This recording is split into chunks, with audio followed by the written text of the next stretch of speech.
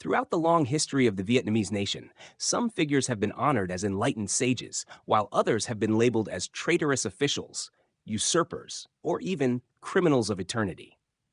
However, history is not merely a matter of praise or condemnation.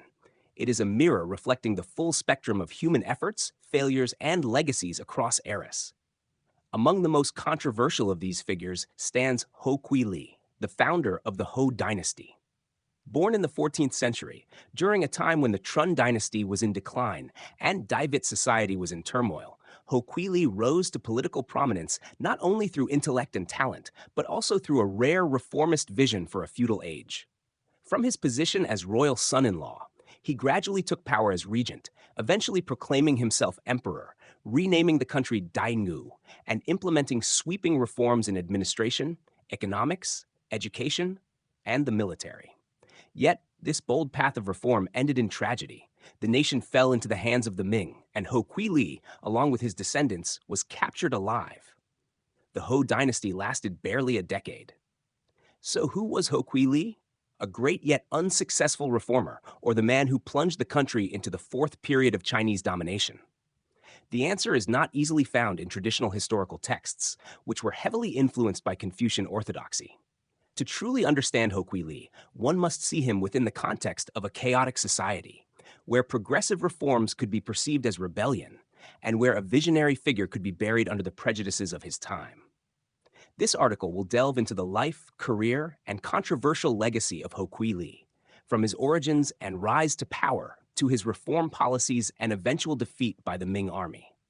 In doing so, we may gain a more objective and fair perspective on a man long judged harshly by history, yet who laid the groundwork for deep-rooted reforms in the nation's development. Background and hometown. Ho Quy Ly, Hubla, was born in 1336 and died sometime after 1407. Some sources claim he died in a Ming prison in Nanjing. He was originally from Than Hoa, though some records state Vinluc district, while others mention Quinh Lu commune in Nghệ An, as administrative boundaries at the time were not clearly defined.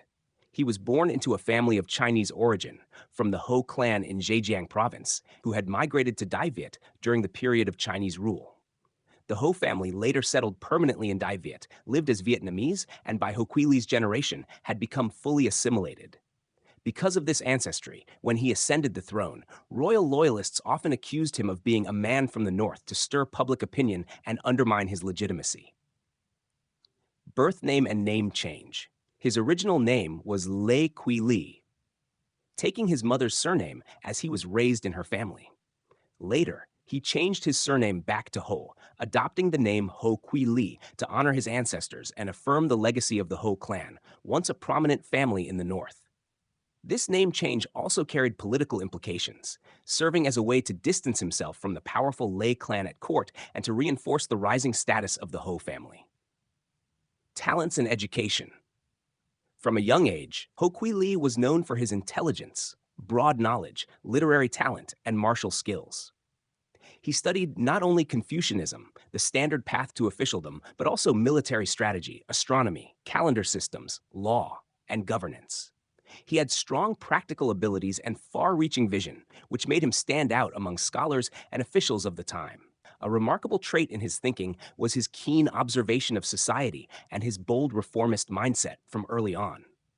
Even as a junior official under the Trun dynasty, Ho Quy Ly often expressed dissatisfaction with the outdated, class-divided, unjust, and chaotic system, especially in the declining years after the flourishing reigns of Trun Nhân Tông and Trun Hung Dao. Family connections and political entry. Ho Quy Ly entered the political arena through royal family connections. He married Princess Hui Nin, daughter of Emperor Trun Minh Tung, thereby becoming a royal son-in-law and gaining favor in the court. This marriage helped him secure a place within the Trun court, paving the way for a rapid political ascent. He was appointed to various important posts such as Grand Censor, Minister of Education, and eventually Grand Commander, taking full control of the military. During a time of turmoil, with Cham invasions and internal decline, Ho Quy Ly proved his political and military capability, which earned him even greater trust.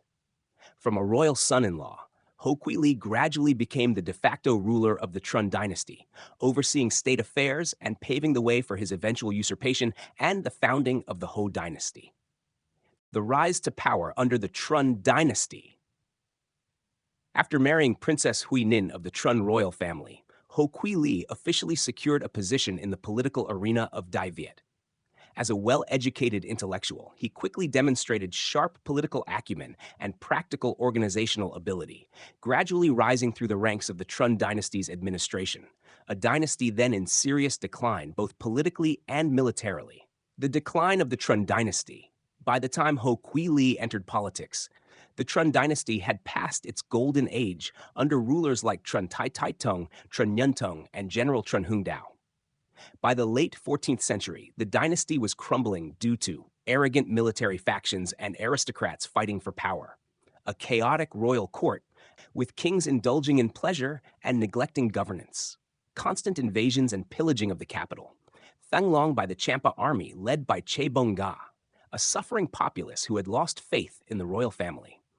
In this context, Ho Quy Ly emerged as a capable figure with reformist thinking and decisive action, initially entrusted with power by Trun monarchs. Key positions held. Over more than 2 decades under the Trun dynasty, Ho Quy Ly held several high-ranking positions: Grand Censor, Minister of Education, Grand Commander. As Grand Censor, he supervised officials and upheld court discipline. Promoted to Minister of Education, Tudo, one of the 3 dukes, responsible for civil and military affairs. Later became Grand Commander, Tai Ui, holding supreme military power and effectively running the government. Guarding the borders, repelling foreign invasion, tasked with guarding border regions and organizing military defenses against Champa raids. In 1390, he directed a counterattack campaign that killed King Che Bongga of Champa, ending over 20 years of turmoil. This victory greatly enhanced his political credibility. Manipulating the rise and fall of Trun monarchs. Ho Quy Ly was not only a talented civil and military official, but also a shrewd political manipulator, exploiting internal rivalries within the Trun court to strengthen his power. Overthrow of Emperor Trun Fei Day, 1388. When Emperor Trun Fei Day suspected and attempted to remove him, Ho Quy Ly allied with loyal officials and launched a swift coup, forcing the emperor to commit suicide. Installed the 10-year-old Trun Thuận Tung as emperor, becoming the actual regent. Forcing Trun Thuận Tung to abdicate, 1398. After 10 years of controlling the court, Ho Quy Ly forced Thuận Tung to abdicate in favor of his young son, Trun Thieu Day. Thuận Tung was compelled to become a monk and was later secretly executed, a decisive step clearing Ho Quy Ly's path to the throne. Building his own power base and preparing to establish a new dynasty. In his final years under the guise of supporting the Trun dynasty, Ho Quy Ly quietly consolidated his power, relocated the capital from Thang to Taido, Thanh Hoa, a region under his absolute control, ordered the construction of a massive stone citadel, now known as the Ho Citadel, clearly indicating his imperial ambition, placed his family members and close allies in key military and court positions. All these actions were part of a calculated and comprehensive plan to declare himself emperor, end the Trun dynasty, and establish a new regime, the Ho dynasty. Ascension to the throne and the establishment of the Ho dynasty. After years of manipulating court affairs and carefully preparing in terms of politics, military power, and public sentiment, Ho Quy Ly officially stepped out from the shadow of the Trun dynasty.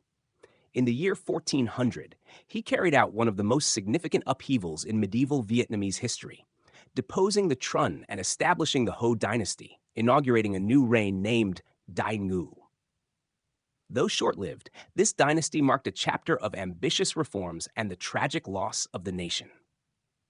Moving the capital to Taido, a strategic move. As early as 1397, while still officially a Trun court official, Ho Quy Ly relocated the capital from Thang to Taido, now in Vĩnh Lộc, Thanh Hoa. The public reason was to avoid threats from the south, Champa, but in reality, it was to build his own power base, away from the old factions in Thang Long. There, he constructed the Taido Citadel, a massive stone fortress with clear military and political functions. This structure reflected his strategic thinking and decisive royal ambition. Deposing the Trun, Founding the Ho dynasty, 1400. After installing the 3-year-old Trần Thieu Đế in 1398, Ho Quy Ly assumed total control of state affairs under the title National Father and Regent. In February 1400, he deposed Trần Thieu Đế and officially ascended the throne, adopting the reign title Thần Nguyên and founding a new dynasty, the Ho dynasty. At the same time, he changed the national name from Đại Việt to Đại Ngu, Ngu meaning peace and joy, inspired by the ancient kingdom of Emperor Shun. His rise to the throne was a bloodless transfer of power, but it faced subtle resistance among the populace, particularly from aristocrats and scholars loyal to the Trần dynasty. Establishing the Ho administration. Upon taking the throne, Ho Quy Ly restructured the political system, centralized absolute power in the hands of the emperor, reducing the role of aristocratic ministers, appointed his son, Ho Han Thung, as co-regent, effectively crown prince, who would later become the Ho dynasty's second emperor, placed trusted allies and family members in key positions in the military, finance, and academic institutions, initiated comprehensive reforms in various sectors to quickly build the new dynasty's strength and legitimacy. Challenges from the beginning of his reign. Although Ho Quy Ly seized the throne swiftly, he and the Ho dynasty immediately faced countless challenges. Public backlash branding him as a usurper and traitor. Loyalist forces to the Trần dynasty covertly resisted or openly rebelled. The people, not trusting the new regime, had to endure sweeping reforms that, though well-intentioned, were too sudden and destabilizing. Growing threats from the Ming dynasty in the north, especially as the Ming used the pretext of restoring the Trần, eliminating the Ho, to intervene in Đại Ngu's internal affairs. Historical significance of the Ho dynasty's founding.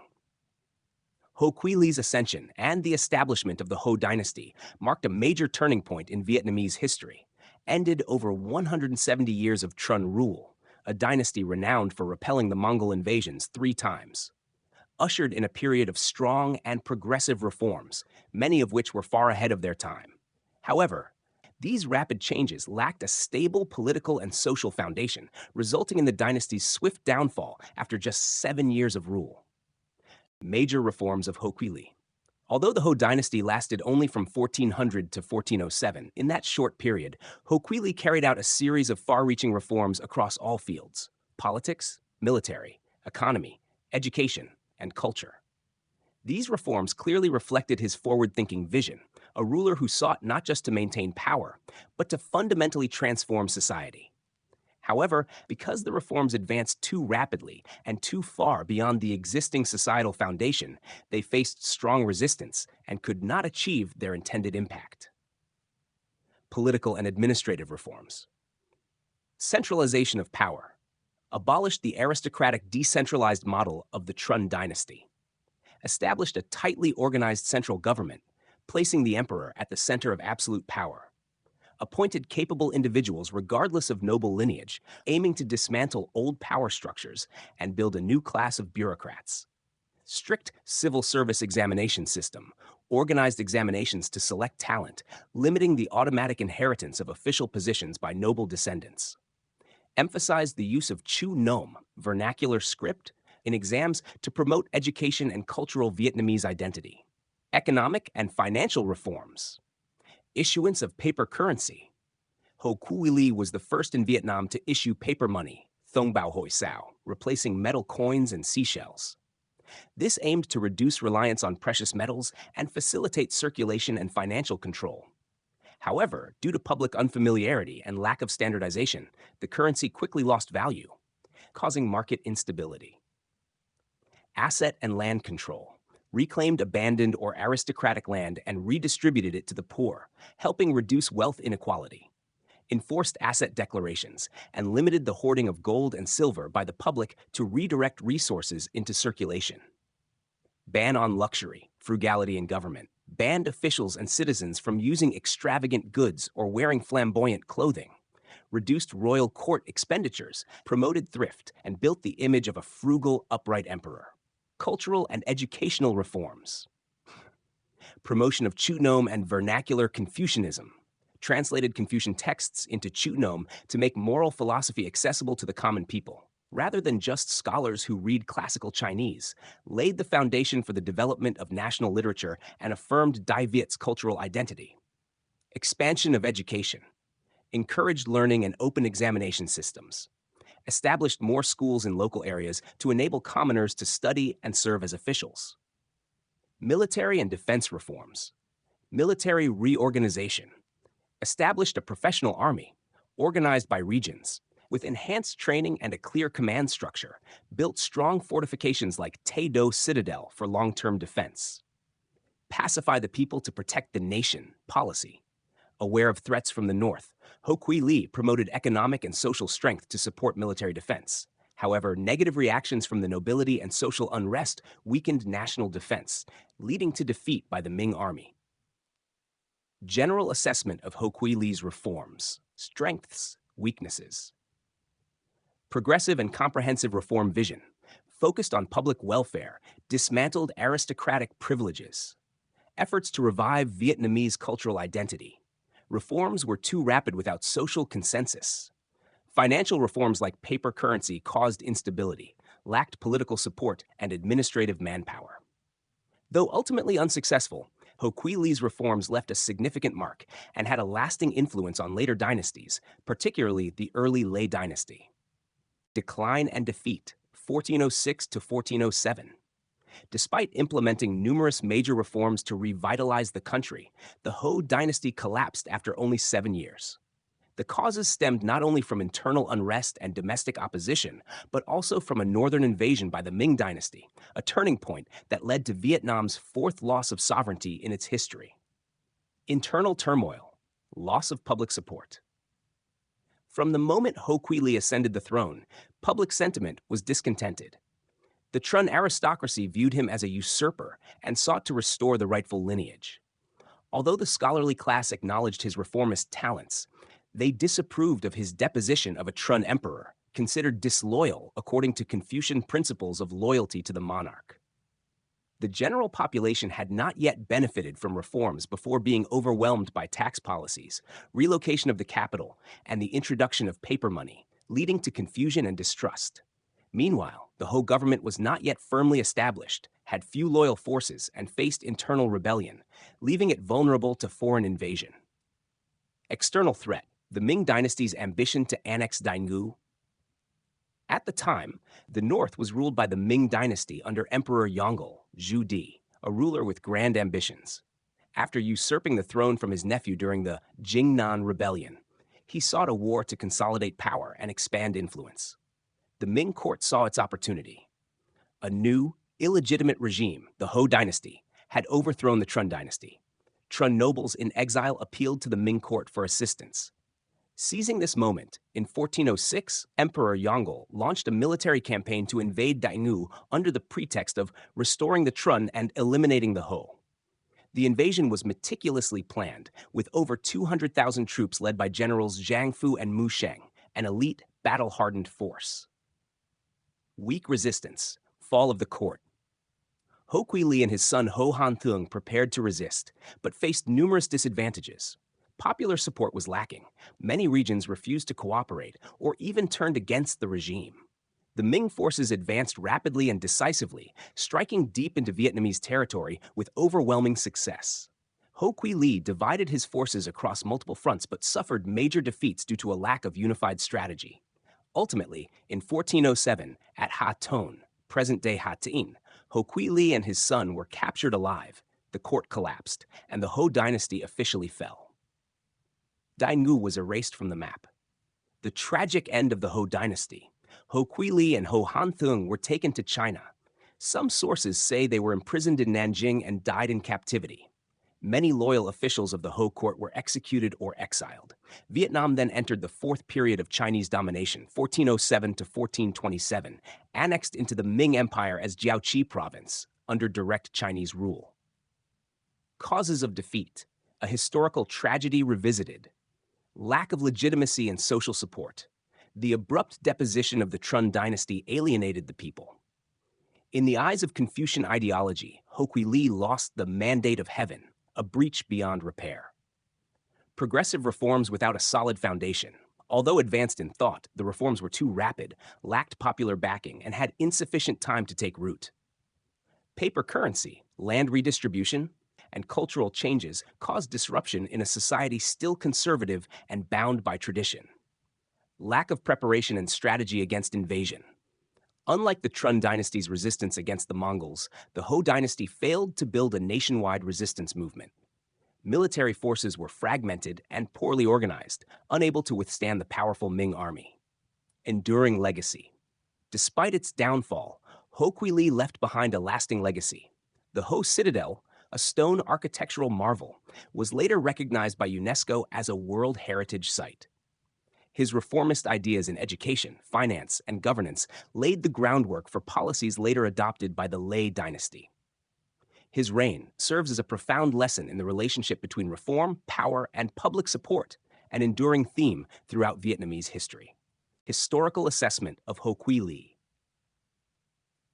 Ho Quy Ly is one of the most controversial figures in medieval Vietnamese history. For centuries, he was often regarded as a traitor who indirectly caused the country's loss to the Ming dynasty. However, from a modern perspective, many historians and scholars have reassessed his character and career in a more objective, fair, and comprehensive manner. Ho Quy Ly, a reformer ahead of his time. Progressive mindset ahead of his era. Boldly challenged aristocratic privileges and dismantled long-standing conservative forces. Emphasized education, promoted the use of Chu Nom, and brought Confucian thought closer to the common people. Introduced paper money, controlled state finances, and developed administrative infrastructure. Modern policies far beyond the feudal context of Dai Viet. Merit-based governance, centralized state building. Ho Quy Ly prioritized talent and real ability over noble lineage when appointing officials. Aimed to build a centralized bureaucratic state governed by law, a crucial transition from feudal monarchy to a proto-modern model. Many of his reforms were later adopted and further developed by the early Lê dynasty, especially under Emperor Lê Thánh Tông. Ho Quy Ly, the one who lost the country? From the traditional viewpoint, Ho Quy Ly was blamed for usurping the Trun throne, disrupting dynastic legitimacy, losing popular support, and causing internal divisions, failing to defend the nation, leading to the fourth period of Chinese domination. However, modern scholars argue the fall of the country was not solely Ho Quy Ly's fault, but also due to the prolonged national decline since the late Trun era. The Ming dynasty invaded out of expansionist ambitions, not merely to restore the Trun. Ho Quy Ly did resist the invasion. Although defeated, he did not surrender, showing a clear sense of patriotism. A dual-faced figure, merits and mistakes intertwined. Mistakes. Implemented comprehensive reforms in administration, military, and finance. Promoted education, Chu Nom, and people's welfare. Opposed extravagance, promoted practicality and national frugality. First in Vietnam to introduce the concept of paper currency. Deposed the Trun emperor, causing political instability. Reforms were too rapid, lacking societal foundation. Failed to build a nationwide alliance against foreign invasion. Misjudged the Ming threat and the risk of war. Legacy and lasting historical value. The Ho Citadel, an architectural masterpiece, was recognized by UNESCO as a World Heritage Site. Many of Ho Quy Ly's reformist ideas laid the groundwork for policies adopted by later dynasties. He is a prime example of a reformer who failed due to lack of timing and societal consensus, despite having both talent and good intentions. A need for a comprehensive view of Ho Quy Ly. Ho Quy Ly was neither the traitorous destroyer of the nation, as portrayed in feudal histories, nor a flawless savior. He was a courageous reformer with progressive thinking who failed because he moved ahead of his time without sufficient political and social preparation. His story offers a profound lesson for all eras. Reforms must align with public sentiment, legitimacy, and thorough preparation. Otherwise, no matter how idealistic the vision, it can end in tragedy. Legacy of Ho Quy Ly in Vietnamese history and culture. Although the Ho dynasty lasted only 7 years, 1400 to 1407, Ho Quy Ly's legacy remains far from obscure. On the contrary, his impact continues to echo through the centuries, from his reformist ideas and architectural works to the political tragedy of a man ahead of his time. Despite his failure, Ho Quy Ly stands as a remarkable bridge between a conservative feudal age and the dawn of modern thinking in Vietnamese history. The Ho Citadel, a tangible symbol of grand vision. Tay Do Citadel, the Ho Citadel, built in 1397 in Vinh Loc, Thanh Hoa, is a unique stone architectural structure in medieval Vietnam, constructed entirely from large stone blocks fitted tightly together without adhesive. Built with a solid military design reflecting large-scale strategic defensive thinking. Today, the Ho Citadel is recognized as a UNESCO World Cultural Heritage Site since 2011, the most vivid physical proof of Ho Quy Ly's vision and desire for transformation. More than just a fortress, the Ho Citadel is a physical symbol of dynastic ambition, reformist aspirations, and the nation-building spirit of a ruler with revolutionary ideals. Reformist thought as a foundation for later dynasties. Many of Ho Quy Ly's reforms, though unsuccessful during his brief reign, became foundational for later dynasties, particularly the early Lê dynasty. Civil service policies promoting meritocracy were adopted by Emperor Lê Thánh Tông. Financial and administrative centralization became the standard model for a more developed feudal state. Promoting Chữ Nôm and translating Confucian texts into Vietnamese contributed to the creation of an independent national culture, breaking free from total dependence on Chinese characters. A historical lesson on the limits of reform. Ho Quy Ly's career is a clear example of the paradox of reform. He had great ideas and took bold actions, but lacked time, public support, and a strong backing force. It shows that no matter how noble a reform is, if it moves too quickly and lacks social consensus, it is likely to end in tragedy. His story serves as a deep political lesson for future generations about balancing ideals with reality and reconciling reformist ambition with traditional foundations. Reviving his image through the modern lens. For centuries, Ho Quy Ly's image was distorted by Confucian orthodoxy, which valued loyalty to monarchs and harshly condemned usurpation. However, from the 20th century onward, especially following the movement to renew historical thinking, many scholars began to reassess Ho Quy Ly more fairly. No longer viewed solely as the man who lost the country, he is now recognized for his political vision and social reforms. Numerous studies, novels, historical documents, and films portray him as a patriot with reformist ideals who failed due to unfavorable timing. A fusion of tragedy and idealism. Ho Quy Ly symbolizes the tension between reform and conservatism, between aspirations for renewal and the inertia of tradition, between high ideals and harsh realities. He did not fail because he lacked talent, but because he walked too far ahead on a path society was not yet ready to follow. Yet it was precisely that head start that made him the first to lay the foundation for great changes in Vietnam's history. More than 600 years have passed, and the name Ho Quy Ly still provokes debate. But for that very reason, he is never forgotten. Within him was the intellect of a statesman, the courage of a reformer, and the tragedy of a man before his time. History needs such people to remind us that reform is a path full of thorns, but also the light of the future.